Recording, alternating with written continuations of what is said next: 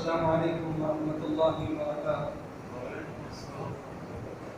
ان الحمد للہ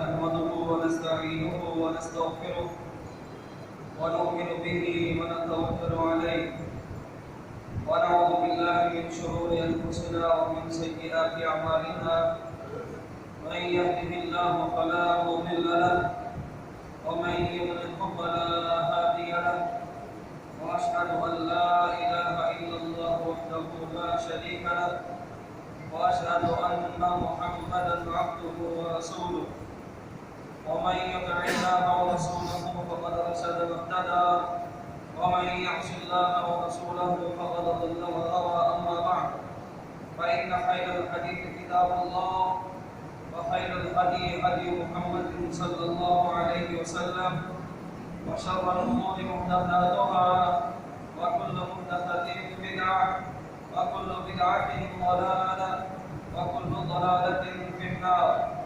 اللهم صل على محمد وعلى آل محمد كما صليت على إبراهيم وعلى آل إبراهيم إنك حميد مجيد. اللهم بارك على محمد وعلى آل محمد كما باركت على إبراهيم وعلى آل إبراهيم إنك حميد مجيد. فقد قال الله سبحانه وتعالى في القرآن المجيد والفرقان الحميد بعد أعوذ بالله من الشيطان الرجيم: يا أيها الذين آمنوا اتقوا الله حق تقاته ولا تموتن إلا وأنتم مسلمون. يا أيها الناس اتقوا ربكم الذي خلقكم من نفس واحدة وخلق منها زوجها وبث منهما رجالا كثيرا ونساء واتقوا الله الذي تساءلون به والأرحام إن الله كان عليكم رقيبا. يا أيها الذين آمنوا اتقوا الله وقولوا قولا سديدا يصلح لكم أعمالكم ويغفر لكم ذنوبكم ومن يطع الله ورسوله فقد فاز فوزا عظيما. وقال الله تعالى في موضع آخر: يا أيها الذين آمنوا كتب عليكم الصيام كما كتب على الذين من قبلكم لعلكم تتقون. رب اشرح لي صدري ويسر لي أمري واحلل عقدة من لساني يفقهوا قولي. رب زدني علما اللهم رب زدنا علما. اللهم أرنا الحق حقا وارزقنا اتباعه وأرنا الباطل باطلا وارزقنا اجتنابه. ہر قسم کی حمد و ثنا اللہ سبحانہ و تعالیٰ کے لیے، درود و سلام ہو بالعموم تمام انبیاء کرام پر اور بالخصوص جناب محمد کریم صلی اللہ علیہ وسلم کی ذات اقدس پر. اللہم صلی وسلم علیہ. اللہ تعالیٰ کا فرمان ہے قرآن مجید کے اندر: اے ایمان والو، تم پر روزے فرض کر دیے گئے جس طرح ہم سے پہلے وہ تم پر فرض کیے گئے تھے، لعلکم تتقون، تاکہ تم متقی بن جاؤ اور انکار نہ کرو. روزہ عبادت ہے، لیکن اس کا مقصد انسان کو متقی بنانا ہے، پرہیزگار بنانا ہے، اللہ سے ڈرنے والا بنانا ہے،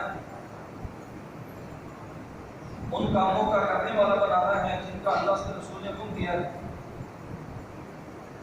اور ان کاموں سے منع کرنا ہے جن کاموں سے اللہ سے اس کے رسول نے منع کیا.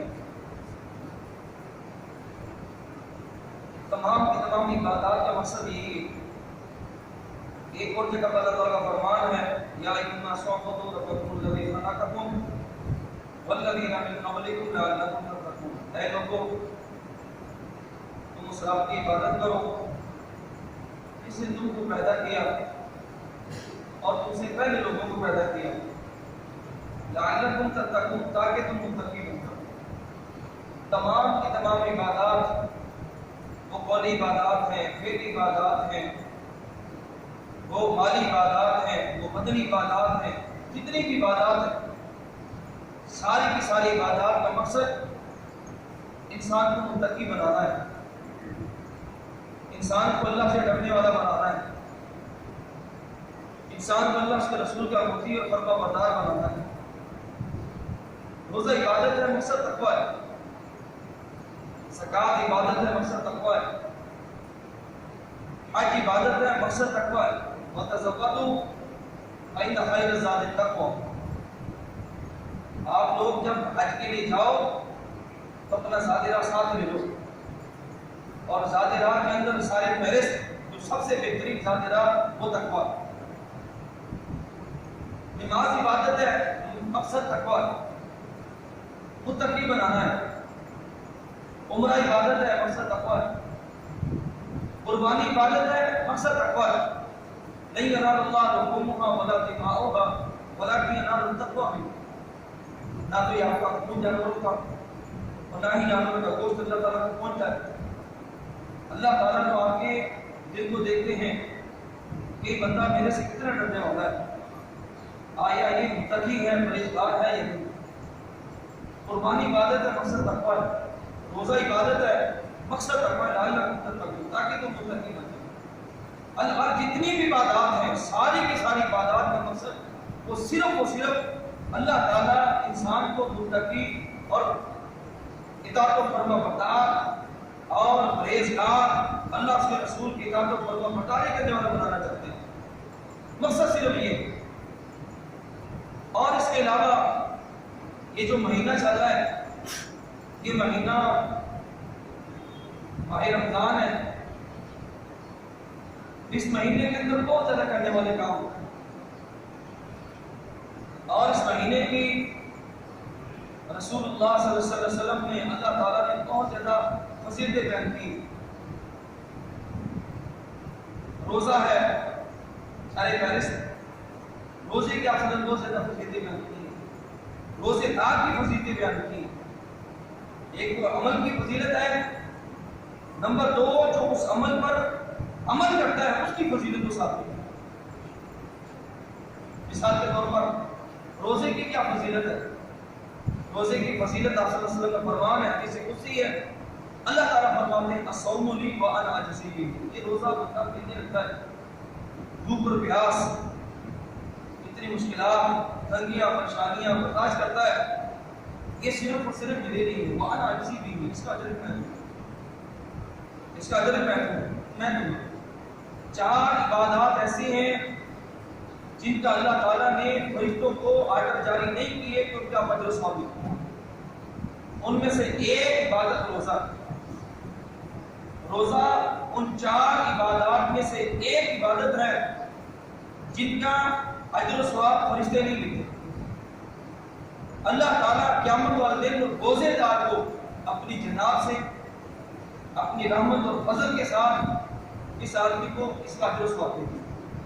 آپ خود اندازہ لگا سکتے ہیں اللہ تعالیٰ کے فضل کا، اللہ تعالیٰ کے کرم کا، اللہ تعالیٰ کی رحمت کا، اللہ تعالیٰ کی جود و صفا کا خود اندازہ لگا سکتے ہیں وہ کس حساب سے اللہ تعالیٰ جو ثواب دیں گے۔ الصوم لی وانا اجزی بہ، یہ روزہ، یہ بھوک اور پیاس، یہ میرے لیے برداشت کی، اس میں دنیا کے اندر 10 گھنٹے کا روزہ ہے، 11 گھنٹے کا ہے، 15 گھنٹے کا ہے، 16 گھنٹے کا ہے، 20 گھنٹے کا روزہ ہے، تو 20 گھنٹے اس نے میرے لیے بھوک اور پیاس برداشت کی، اس کا اجر میں دوں۔ تو یہ روزے کی فضیلت ہے، روزے کی فضیلت ہے۔ روزے دار کی کیا فضیلت ہے؟ اسی حدیث میں رسول اللہ فرماتے ہیں کہ روزے دار کے منہ سے شام کے وقت بھوک اور پیاس کی وجہ سے ایک مہک آنا شروع ہوتی ہے، ہم اس کو ناپسند کرتے ہیں کہ وہ سارا دن میدا خالی رہتا ہے، کوئی چیز اندر داخل نہیں ہوئی، بھوک اور پیاس کی وجہ سے اس کے منہ سے ایک سمیل آنا شروع ہو جاتی ہے۔ اللہ تعالیٰ فرماتے ہیں یہ سمیل انسان کو بہت ناپسند ہے۔ ہمارے نزدیک اس کی حیثیت، اس کا مقام یہ ہے طریق المسک، کستوری، جنت کی کستوری خوشبو جو ہے اس سے بھی پیاری، اس سے بھی عمدہ اس کی خوشبو ہمارے نزدیک ہے۔ یہ روزے دار کی فضیلت، بے شمار فضیلتیں بنفسی روزے کی، بنفسی ہی روزے دار کی۔ تو ان فضیلتوں کو ہمیں چاہیے کہ ہم سمیٹنے کی کوشش کریں۔ یہ بار بار دن نہیں آتے. اللہ تعالیٰ فرماتے ہیں کیا معدودات، یہ گنتی کے چند دن ہیں. یہ اللہ تعالیٰ کی رحمت، اللہ تعالیٰ کی مغفرت، اللہ تعالیٰ کے فضل کے چند دن ہیں، بس گنتی کے چند دن، 29 دن یا 30 دن. ایام معدودات، گنتی کے چند دن. ان سے فائدہ اٹھانا یہ ہمارے لیے بہت ضروری ہے. یہ فائدہ دنیا میں بھی کام دے گا. اگر دنیا میں کام نہ آیا، قیامت والے دن تو اس کا فائدہ ضرور مل کر رہے گا. اس مہینے کے اندر نیکی کا رتبہ بڑھ جاتا ہے، نیکی بڑھ جاتی ہے. آپ ایک نیکی کرتے ہیں، اس کا رتبہ اللہ تعالیٰ کہیں سے نہیں پہنچاتے ہیں. حدیث میں آتا ہے، رسول اللہ فرماتے ہیں کہ اللہ تعالیٰ کو ایک نیکی کو اتنا بڑھاتے ہیں، ایک نیکی کے بدلے اس کا ایک اجر ثواب ہے. نمبر 1. نمبر 2، 3 کا ذکر آتا ہے. ایک نیکی کہ آپ نے 1 روپیہ خرچ کیا، آپ اس کے بدلے میں 3 روپے کا صلہ ملے گا. 7 کا ذکر آتا ہے، 1 روپیہ خرچ کیا، اللہ تعالیٰ اس کا صلہ آپ کو 7 روپے کی صورت میں دے گا. 10 کا ذکر آتا ہے، آپ نے 1 روپیہ خرچ کیا، سلے میں اللہ تعالیٰ آپ کو 10 روپے واپس دے گا. 70 کا ذکر آتا ہے، 1 روپیہ خرچ کرے، اللہ تعالیٰ آپ کو سلے میں 70 روپے کا ثواب دے گا. 700 کا آتا ہے، الى 700، 700 تک اللہ تعالیٰ نیکی کو بڑھا دیتے ہیں. 1 روپیہ آپ نے خرچ کیا، اللہ تعالیٰ اس کا صلہ، اس کا ثواب آپ کو 700 روپے کی صورت میں دے گا. پھر اللہ تعالیٰ فرماتے ہیں وَيُضَاعِفُ لِمَن يَشَاءُ، یہ 700 بھی بڑھا کر ہم جس کو چاہیں. وہ اخلاص، وہ اطاعت و فرما برداری، وہ انسان کا ایمان، انسان کا توکل، انسان کا یقین اللہ پر کتنا ہے، وہ اس حساب سے بھی انسان کی نیکی بڑھتی رہتی ہے. 700 گنا سے بھی بڑھ جاتی ہے نیکی اس مہینے کے اندر. تو کیوں نہ پھر ہم اس مہینے سے فائدے اٹھائیں. چھوٹے چھوٹے کام ہیں، چھوٹے چھوٹے اعمال ہیں، لیکن ان کے اجر بہت بڑے ہیں، ان کے فائدے بہت بڑے، دنیاوی فائدے بھی ہیں اور اخروی فائدے بھی ہیں. ہمارا مقصد صرف اور صرف اخروی فائدے پر ہونا چاہیے. صحابہ کرام رضوان اللہ علیہ اجمعین کی سیرت کو دیکھیں، جب بھی کوئی کام کرتے، عمل کرتے، نیکی کرتے، ان کا مقصد یہ ہوتا تھا ہماری آخرت سمجھ. ہمارا اصل میں مقصد ہے ٹارگیٹ کو آخرت ہے، آخرت سمجھ جائے، آخرت ہماری بن جائے، آخرت میں ہم کامیاب ہو جائے، اللہ اس کے رسول کو راضی کرنے والے بندے بن جائے. یہ ہمارا ٹارگیٹ ہونا چاہیے. تو بہرحال اس مہینے کے اندر بہت زیادہ کام کرنے والے ہیں. نمبر 1، یہ مہینہ شہر الصیام ہے، روزے کا مہینہ ہے. اس مہینے کے اندر روزے رہے، بہت زیادہ روزے کا اجر ثواب ہے. لکھنے کی اس کو کوئی حد مقرر نہیں ہے.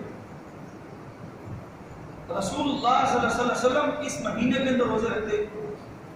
روزے کی فضیلت رسول اللہ فرماتے ہیں، اگر کوئی آدمی اللہ تعالیٰ کے راستے میں ایک روزہ نفلی روزہ رکھتا ہے، ایک روزہ نفلی، فرضی کی بات نہیں، نفلی روزہ رکھتا ہے، اللہ تعالیٰ اس آدمی کو جہنم سے 70 سال کی مسافت کے برابر دور کر دیتے ہیں.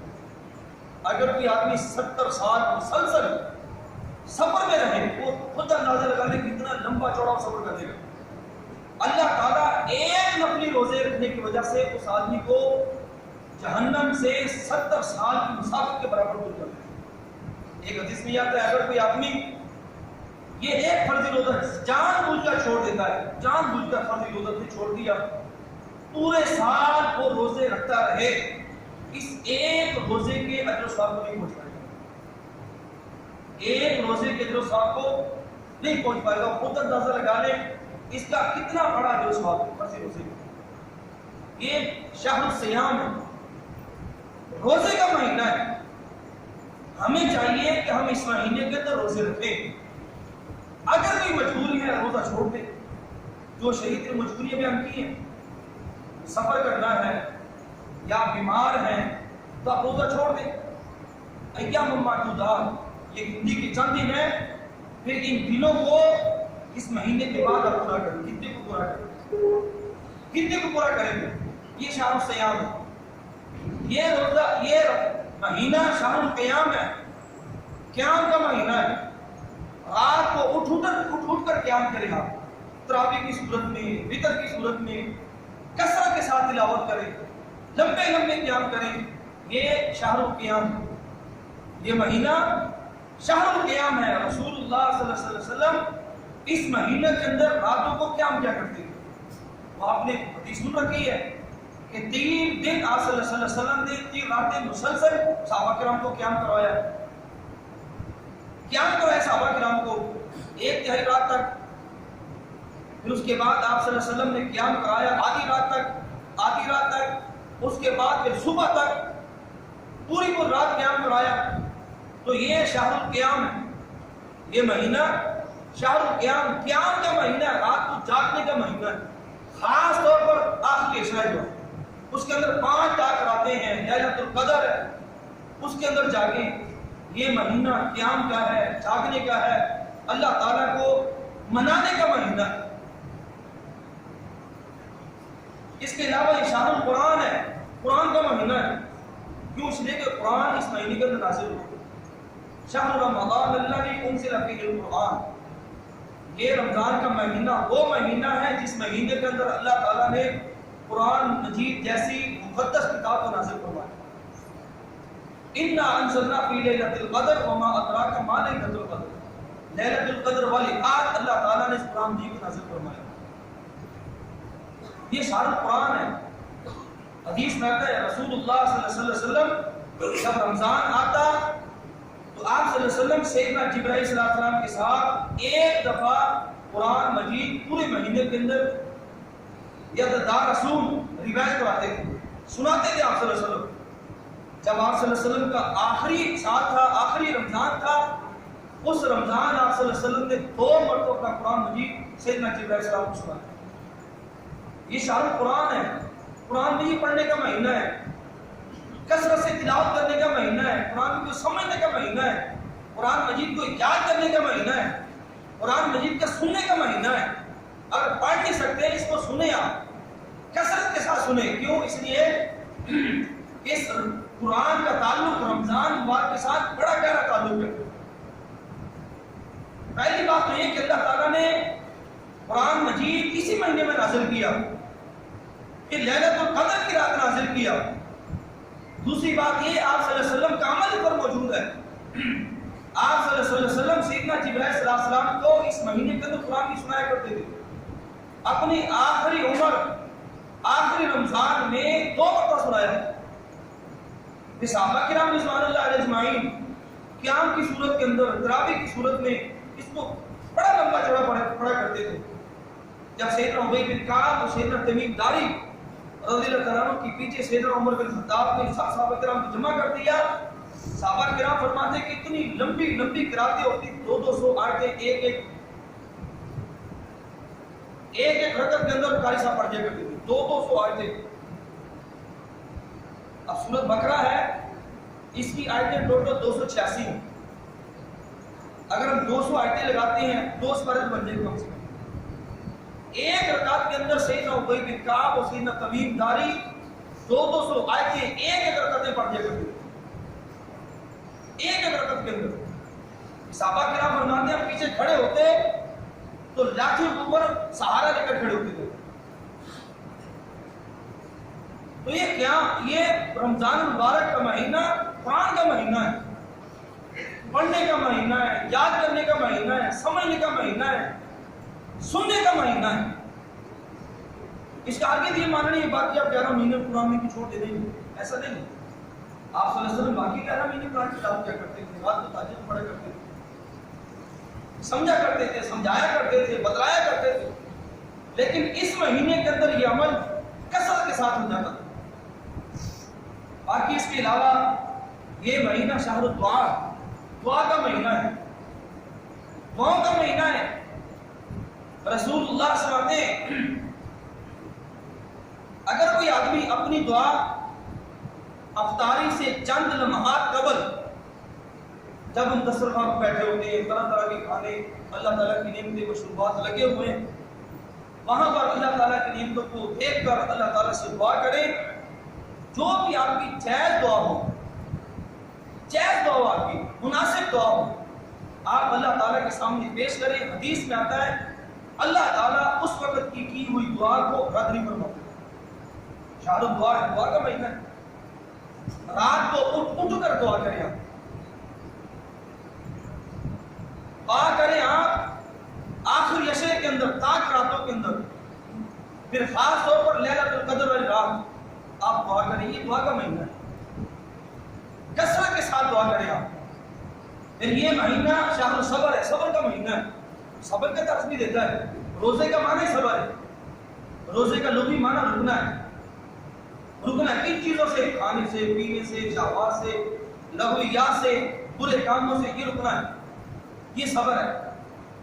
ایک چیز ہمارے لیے حلال ہے، کھانا پینا حلال ہے، بیوی ہمارے لیے حلال ہے، لیکن ہم رکے ہوئے صبر کیے ہوئے۔ یہ مہینہ صبر کا درس دیتا ہے، شہر صبر ہے، صبر کا درس دیتا ہے۔ جب آپ روزے سے ہیں تو صبر کا دامن نہ چھوڑیں، بے صبری کی اختیار نہ کریں آپ۔ ایسا نہ ہو کہ آپ کے روزے کا اجر و ثواب ضائع ہو جائے۔ حتیٰ کہ رسول اللہ فرماتے ہیں کہ اگر کوئی آدمی آپ کے ساتھ جان بوجھ کر کرنے کی کوشش کرے اور آپ پر چڑھائی کرے اور آپ کہتے ہیں کہ سنی صائم، یا عبداللہ، اللہ کے بندے میں آپ کے ساتھ لڑنا نہیں چاہتا، میں آپ کے ساتھ بات چیت نہیں کرنا چاہتا، ابھی انی صائم، میں روزے سے ہوں۔ اگرچہ آپ حق پر ہیں، وہ آپ کو برا بھلا کہہ رہا ہے، آپ آگے سے کہ انی صائم، میں روزے سے، تاکہ روزے کا جو پورے کا پورا جو ثواب ہے وہ آپ کو مل کر رہے۔ روزہ صبر کا درس دیتا ہے۔ ہمیں چاہیے کہ ہم اس مہینے کے اندر صبر کو اختیار کریں، صبر کا دامن نہ چھوڑیں۔ صبر بھی ان عبادات میں سے جن عبادات کا اجر و ثواب اللہ تعالیٰ نے فرشتوں کو لکھنے کا حکم نہیں دیا۔ اللہ تعالیٰ کا فرمان ہے انما یوفی الصابرون اجرهم بغیر حساب۔ قیامت والے دن ہم صابر قسم کے لوگوں کو جو صبر کرنے والے ہیں ان کو پورے کا پورا اجر و ثواب دیں گے بغیر حساب و کتاب کے، کوئی دقت پڑت نہیں ہوگی، کوئی اجر صبر کی اجر کی حد مقرر نہیں ہے، فرشتوں کو لکھنے کا حکم نہیں ہے کہ اگر کوئی آدمی کسی مصیبت پر، پریشانی پر، تکلیف پر، بیماری پر صبر کرتا ہے اور ظاہر اسباب پورے کرتا ہے تو فرشتوں کو حکم نہیں کہ اس عبادت کا اجر ثواب ہوگی۔ اللہ تعالیٰ فرماتے ہیں انما یوفی الصابرون اجرهم بغیر حساب۔ کل قیامت والے دن ہم اپنی جناب سے، اپنی رحمت اور فضل کے ساتھ ایسے صابر قسم کے آدمی کو اجر و ثواب دیں گے بغیر حساب و کتاب کے، کوئی حساب و کتاب نہیں ہوگا۔ ایک تو روزہ ہے جس کا اجر مقرر نہیں ہے، نہ فرشتوں کو لکھنے کا حکم ہے، دوسرا صبر ہے، یہ صبر کا مہینہ شہر صبر ہے، صبر کا درس دیتا ہے۔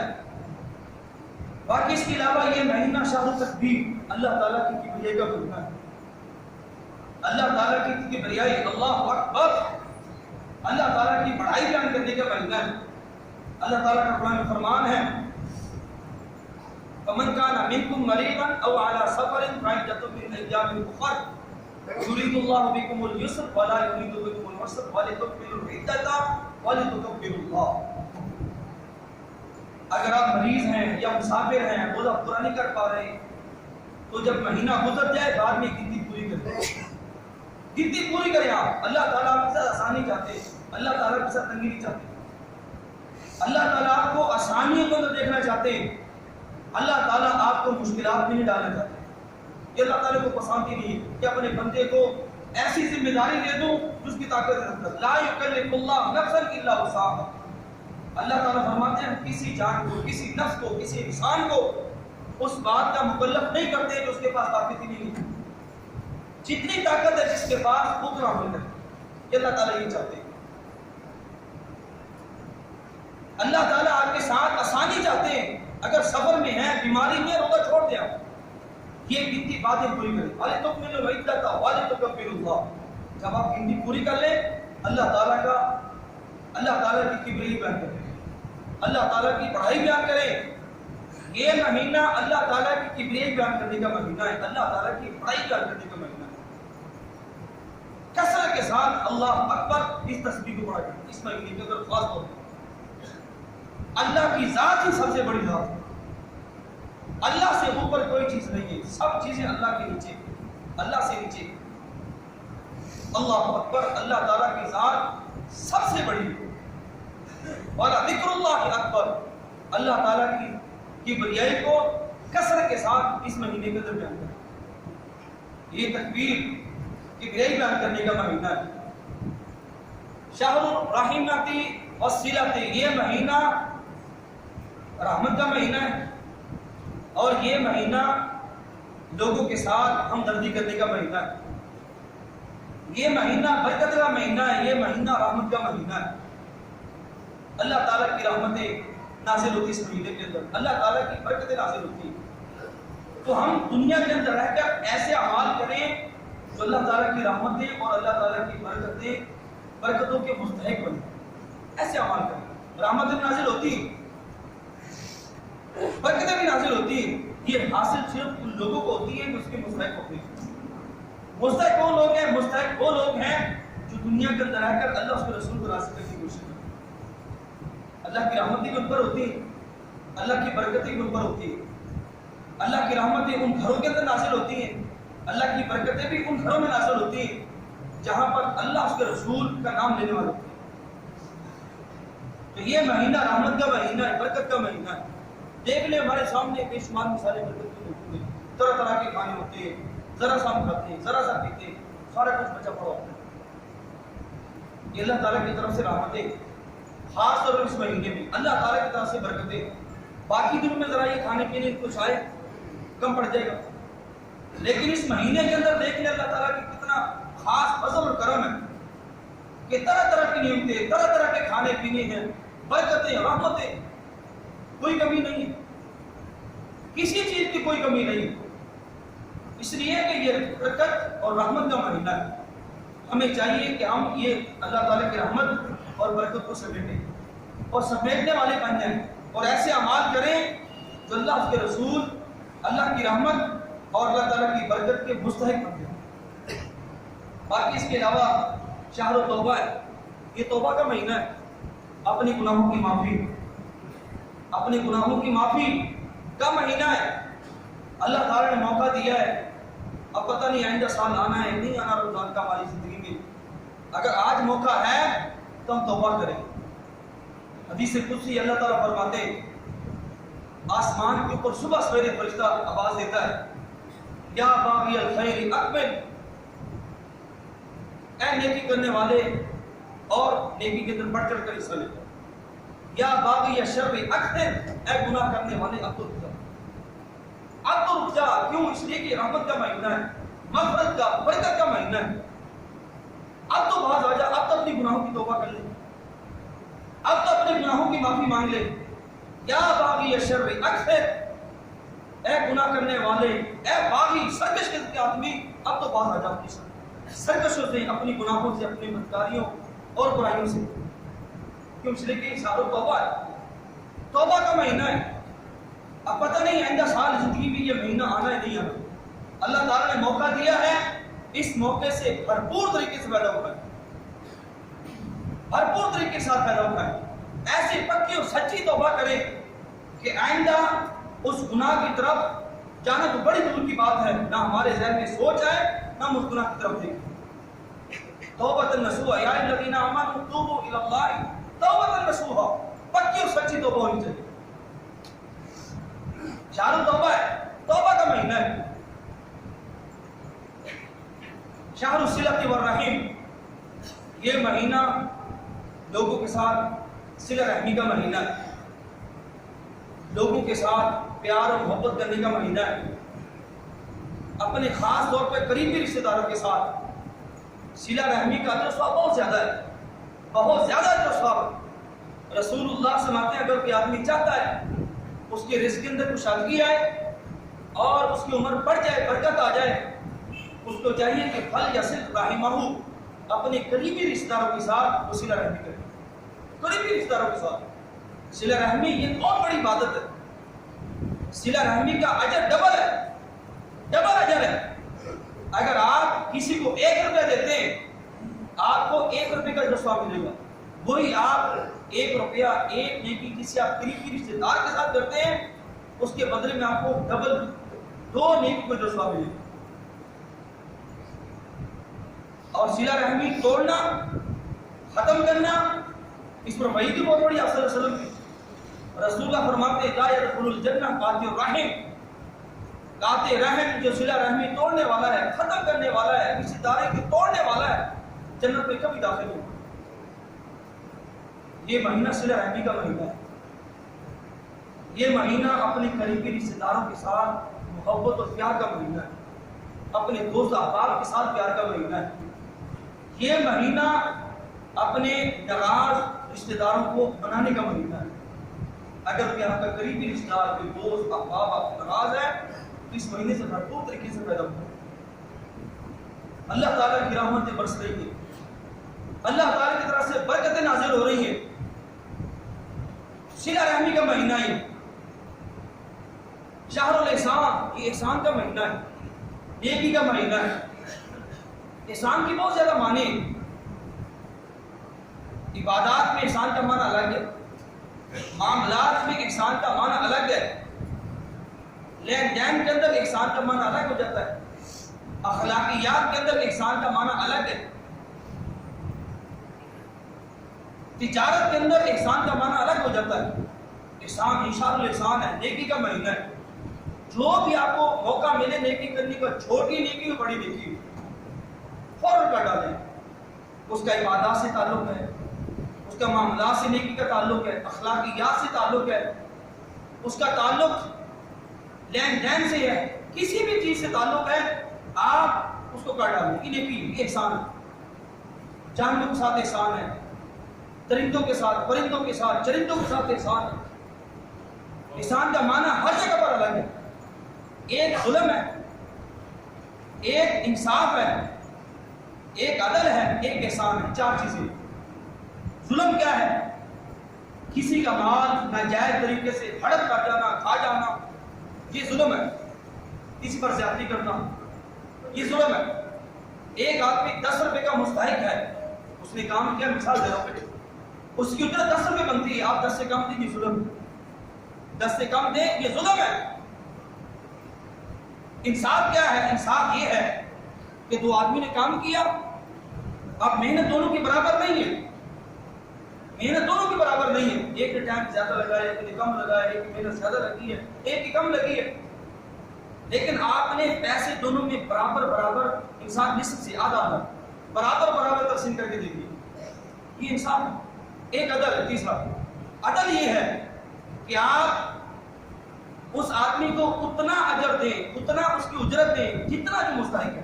اگر دو آدمی نے کام کیا ہے، ان میں سے اگر جس کی محنت زیادہ ہے، اگر اس کی 10 روپے کی محنت تو اس کو 10 روپے دیں، دوسرے کی محنت 8 روپے کی، اس کو 8 روپے دیں، یہ عدل ہے۔ جس کا جو آدمی جس چیز کا مستحق ہے اس کو اتنا دیا جائے، یہ عدل ہے۔ ایک احسان ہے جو ٹاپ پر ہے، بالکل ٹاپ پر احسان ہے۔ احسان کیا؟ احسان یہ ہے کہ اگر ایک آدمی 10 روپے کا مستحق بننا ہے، آپ اس کو 11-12 روپے دیں، بڑھا کر دیں، یہ احسان ہے، یہ احسان ہے۔ حدیث میں آتا ہے، رسول اللہ فرماتے ہیں جب آپ کسی کو کوئی چیز تول کر دیتے ہیں نا، تول کر دیتے ہیں، آپ زیادہ دیا کریں، چھوڑ رکھ کر دیا کریں۔ ہمارے ہاں ناپ تول کی جو پیمانے 4 قسم کی، ماپنا اور پیمائش کرنا، یہ دودھ جو دیتے ہیں ماپ کر دیتے ہیں، لیٹر کی صورت میں دیتے ہیں، گن کر دیتے ہیں، 4 قسم کے تقریباً پیمانے بنتے ہیں۔ تو جب بھی آپ کسی کو دیں ذرا زیادہ چھوڑ رکھ کے دیں، یہ احسان ہے۔ پھر رسول اللہ فرماتی اس حدیث میں، اگر آج دنیا کے اندر آپ ذرا چھوڑ رکھ کے کوئی چیز بیچیں گے نا، دیں گے، قیامت والے دن جب آپ اللہ تعالیٰ آپ کے حساب و کتاب ہوگا، برائیوں لے کے تولی جاری ہوگی، تو اللہ تعالیٰ پھر وہاں پر اس چیز کا خیال رکھیں گے، وہاں پر اللہ تعالیٰ اس چیز کا خیال رکھیں گے۔ دنیا کے اندر آپ نے احسان کیا لوگوں پر، جو بھی آپ نے چیز دی توڑ کر اس میں جھول رکھ کے دیا، ذرا زیادہ دے دیا آپ نے، قیامت والے دن اللہ تعالیٰ سے آپ کو دیں گے۔ اس وقت جب آپ کی نیکیاں اور برکتیں بھی ہوں، اللہ تعالیٰ آپ کی ذرا سی چھوٹی نیکی کو بھی اللہ تعالیٰ بھولیں گے نہیں، بالکل اللہ تعالیٰ اس میں وہ نہیں کریں گے۔ جو آپ نے محنت کی اس کا پورے کا پورا آپ کو صلہ مل کر رہے گا۔ یہ شہر الاحسان ہے، نیکی کرنے کا مہینہ ہے۔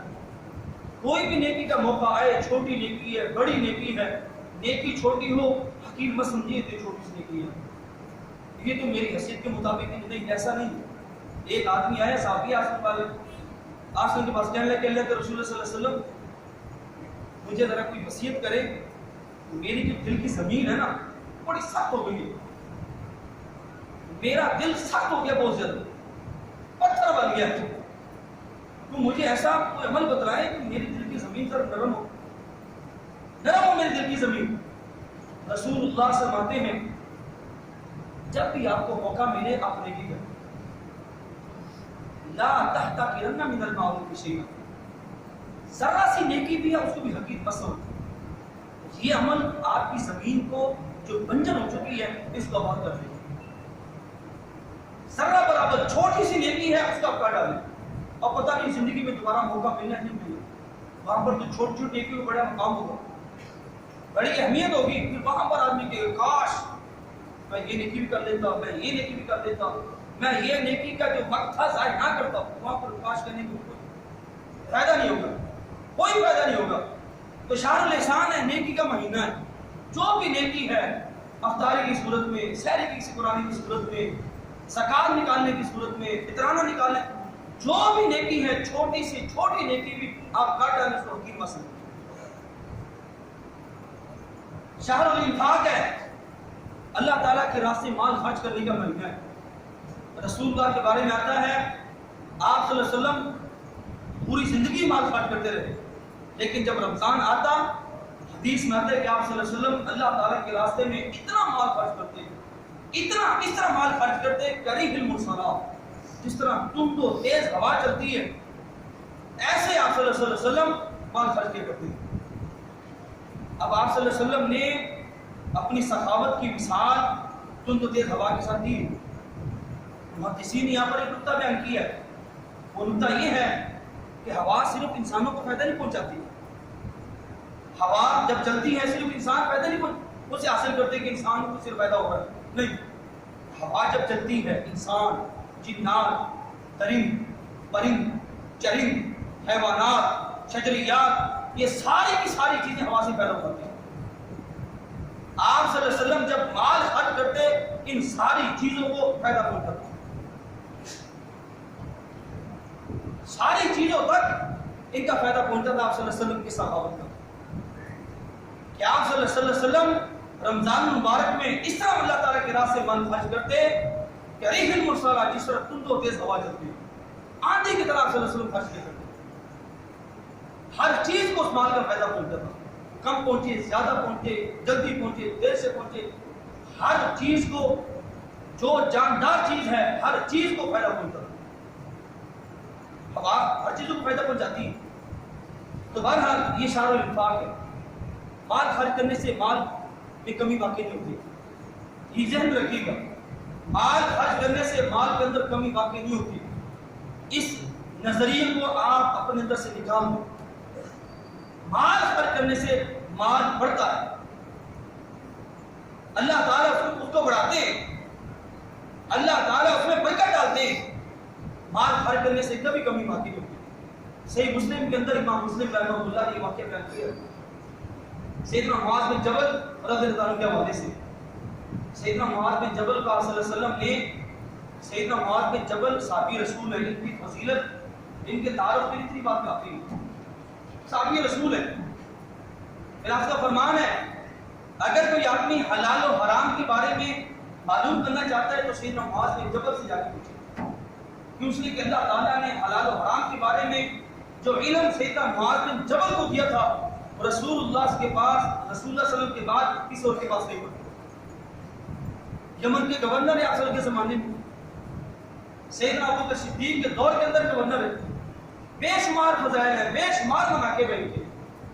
سیدنا معاذ بن جبل رضی اللہ تعالیٰ عنہ کے بارے میں آتا ہے، فرماتے ہیں کہ ایک دفعہ مجھے آپ صلی اللہ علیہ وسلم نے ایک علاقے کی طرف بھیجا کہ معاذ آپ وہاں پر جائیں، اس علاقے سے زکوٰۃ کا مال لوگوں سے لے کر جمع کر کے لے کر آئے۔ سیدنا معاذ بن جبل فرماتے میں چلا گیا جہاں پر مجھے آپ صلی اللہ علیہ وسلم مقرر کیا تھا، کہ صحیح مسلم کے اندر بالکل صحیح واقعہ ہے۔ میں اس بستی پہنچ گیا، اس سارے لوگ جو مالدار تھے، جو صاحب زکوٰۃ تھے، ان سب سے میں نے زکوٰۃ لی، جمع کی، جمع کرنے کے بعد جب میں واپس مدینہ آنے لگا تو کچھ لوگ مجھے کہنے لگے کہ یہ جو قریب میں فلاں بستی ہے، اس بستی کے اندر بھی ایک مسلمان رہتا ہے، آپ اس کے پاس بھی چلے جائیں، ہو سکتا ہے کہ آپ کو وہاں سے بھی کچھ مل جائے زکات کی صورت میں۔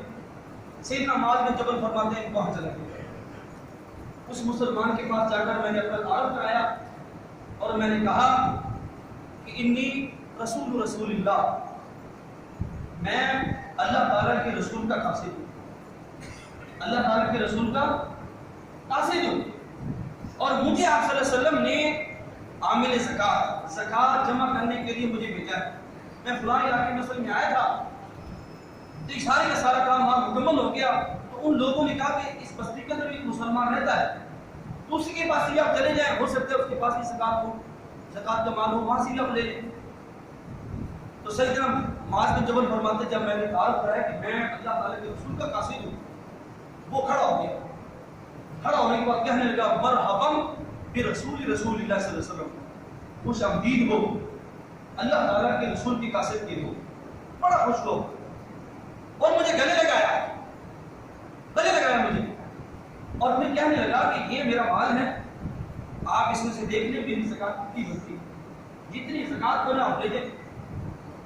سیدنا معاذ بن جبل فرماتے ہیں اس کے اونٹ تھے، اونٹوں کا ریوڑ تھا، میں نے سارے کے سارے اونٹ جمع کیے، جو اس کی زکات بنی وہ ایک بنت مخاض، 1 سال کی اونٹنی کا مادہ بچہ بنا، 1 سال کی اونٹنی کا ایک مادہ نرمی مادہ بچہ بنا، بنت مخاض عربی زبان میں کہتے ہیں۔ جب 5 اونٹ ہو جاتے 1 بکری، 10 اونٹوں کے 2 بکریاں، 15 اونٹوں کے 3 بکریاں، 20 اونٹوں کے 4 بکریاں، 24 اونٹ ہے تب بھی 4 بکریاں، جب 25 اونٹ ہو جائے 25 سے لے کر 30 تک، پھر ایک بنت مخاض 1 سال کی اونٹنی کا بچہ 1 سال کا، وہ زکات بنتا ہے۔ سیدنا معاذ بن جبل فرماتے ہیں کہ بھائی یہ تو آپ کے مال میں سے ایک بنت مخاض بنی ہے، وہ 1 سال کی اونٹنی کا ایک مادہ بچہ۔ وہ آدمی بڑا پریشان ہو گیا، اللہ تعالیٰ کے رسول کا قاصد ہے اتنی دور سے، اور میں اس کو ایک چھوٹا سا بچہ دے دوں جو کسی کام کا نہیں ہے، نہ سواری کے قابل ہے، نہ دودھ دینے کے قابل ہے، نہ بچے کے قابل ہے، یہ تو الٹا کھائے پیے گئے۔ آپ ایسے کریں میرے سے آپ ایک ٹکا 3 سال کا جوان اونٹ لے جائیں، 3 سال کا جوان اونٹ لے جائیں، 3 سال کا، کیوں اس نے کتنی دور سے اللہ تعالیٰ کے رسول کا قاصد آیا ہے، ایک چھوٹے سا بچہ 1 سال کا میں دیکھوں۔ آپ ایسے کریں کہ ایک اونٹ ٹکا 3 سال کا میرے سے لے کے جائیں زکات میں۔ سیدنا معاذ بن جبل فرمانے کے لیے جب میں آیا تھا، آنے سے پہلے آپ نے مجھے یہ وصیت بھی کی کہ معاذ نہ تو اپنے کس پر ظلم کرنا ہے نہ زیادتی کرنی ہے، جس کا جتنا مال بنتا ہے اتنا ہی لینا ہے آپ نے، ایسا نہیں کہ کسی کا 1 اونٹ بنتا ہے آپ اس سے 2 اونٹ لے لیں، 3 اونٹ کا مطالبہ کرتے، نہیں، جس کا جتنا بنتا ہے اتنا ہی لینا ہے۔ وہ آدمی کہنے لگا نہیں میں نے آپ کو ایک ٹھیکہ دینا ہے، سیدنا معاذ بن جبل فرماتے کہ نہیں میں نے 1 سال کا اونٹ کا بچہ لینا۔ یہ بات آپ صلی اللہ علیہ وسلم تک پہنچ گئی، جب آپ صلی اللہ علیہ وسلم کو پوری بات پہنچی تو آپ صلی اللہ علیہ وسلم نے اس آدمی کو بلایا اور سیدنا معاذ بن جبل کو بلایا۔ سیدنا معاذ بن جبل فرمانے کے لئے رسول صلی اللہ علیہ وسلم اس کا 1 سال کا اونٹ کا بچہ بنتا تھا، یہ اونٹ مجھے 3 سال کا اونٹ جوان دے رہے تھے، جوان اونٹ دے رہے تھے، تو میں نے کہا کہ نہیں میں 1 سال کا اونٹ کا بچہ ہی لوں گا جو زکات بنتی شرع۔ تو رسول اللہ فرمانے کے معاذ یہ کوئی ظلم و زیادتی کی بات نہیں ہے کہ اگر صاحب مال اپنی مقررہ مال مانا کہ جتنے زکات بنتی اس سے زیادہ اگر دینا چاہے اپنی مرضی کے ساتھ، وہاں پہ کوئی بات نہیں، دے لیا جائے، یہ ظلم و زیادتی نہیں ہے۔ اگر آپ کی طرف سے کوئی مطالبہ ہوتا ہے یہ ظلم و زیادتی ہوتی ہے، وہ اپنی مرضی سے دے رہا ہے، 3 سال کا اونٹ آپ لے لیتے، 3 سال کا اونٹ جمع کرائے بیت المال میں چلا گیا۔ حدیث میں آتا ہے سیدنا معاذ بن جبل فرماتے ہیں پھر آپ صلی اللہ علیہ وسلم نے کچھ عرصے کے بعد مجھے دوبارہ بھیجا مجھے زکات جمع کرنے کے لیے۔ سامان قلی نے حدیث کے لفظ آتے ہیں بہت تھوڑے عرصے کے بعد، وہ محدثی نے لکھا ہے 3 یا 4 سال کے بعد، 3 یا 4 سال کے بعد سیدنا معاذ بن جبل کو دوبارہ بھیجا۔ سیدنا معاذ بن جبل دوبارہ گئے، اس آدمی سے دوبارہ جا کے ملے اور اس آدمی سے کہا کہ میں اللہ تعالیٰ کے رسول کے قاصد ہوں، زکات لینے آیا ہوں۔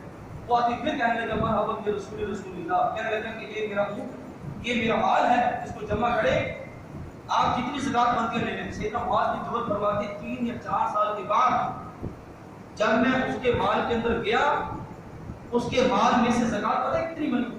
10 ٹکا، ایک حصہ اس وقت دیا جاتا ہے جب آدمی کے پاس 50 اونٹ ہو. 50 اونٹ جب ہو اس وقت ایک حصہ زکات ہوتی ہے. اب اس کے مال میں سے 10 حصہ زکات بنی شرع ہے. اب یہ ذرا ضرب تقسیم کتنے اونٹ ہو گئے؟ 4 سال کے بعد اویلیبل کرتے ہیں. 4 سال 500 اونٹ ہو گئے. 30 اونٹ تھے 4 سال پہلے. ایک 3 سال کا اونٹ اللہ تعالیٰ کے راستے میں خرچ کیا. 4 سال کے بعد اللہ تعالیٰ نے ان 30 اونٹوں میں سے 5 اونٹ کر دیے. 5 اونٹ. پھر آخر فرماتے ہیں ماں نقص صدقۃ من مال. اسی حدیث میں کہ زکات دینے سے صدقہ کرنے سے مال میں کمی واقع نہیں ہوتی. وما زاد اللہ علیہ. اللہ تعالیٰ اس کو بڑھاتے ہیں. اللہ تعالیٰ غیبی مدد کرتے ہیں اس آدمی کی جو اللہ تعالیٰ کے راستے مال خرچ کرتا ہے. یہ شہر الانفاق ہے. مال خرچ کرنے کا مہینہ ہے. جتنی طاقت آپ کے پاس ہے اپنی طاقت کے مطابق آپ خرچ کریں. اس پر کوئی زور زبردستی نہیں ہے. جتنی طاقت استطاعت آپ کو دی ہے اللہ تعالیٰ نے آپ کو دی. جو صاحب نصاب ہے زکات فرض ہے وہ تو فرض ہے آپ دیں گے. جتنی فرض ہے اتنی دیں گے. جو نفلی صدقات خیرات عطیات ہیں وہ جتنی چاہیں آپ دیں. آپ کی مرضی. شہر الانفاق ہے. یہ مہینہ اس بات کا بھی درس دیتا ہے ہم اللہ تعالیٰ کے راستے میں مال خرچ کریں کثرت کے ساتھ. اللہ تعالیٰ سے اللہ تعالیٰ ہمیں اپنے دین کی صحیح سمجھ عطا فرمائے. اللہ تعالیٰ سے دعا ہے کہ اللہ تعالیٰ ہمیں صلی اللہ علیہ وسلم کی پاکیزہ سیرت کو سمجھ کر اس پر عمل کرنے کی توفیق عطا فرمائے. اللہ تعالیٰ سے دعا ہے کہ اللہ تعالیٰ ہماری حسنات کو اپنے بارگاہ میں قبول منظور فرمائے. اللہ تعالیٰ سے دعا ہے کہ اللہ تعالیٰ ہماری سیئات کو اپنی رحمت اور فضل کے ساتھ درگزر فرمائے. آمین. آخر دعوانا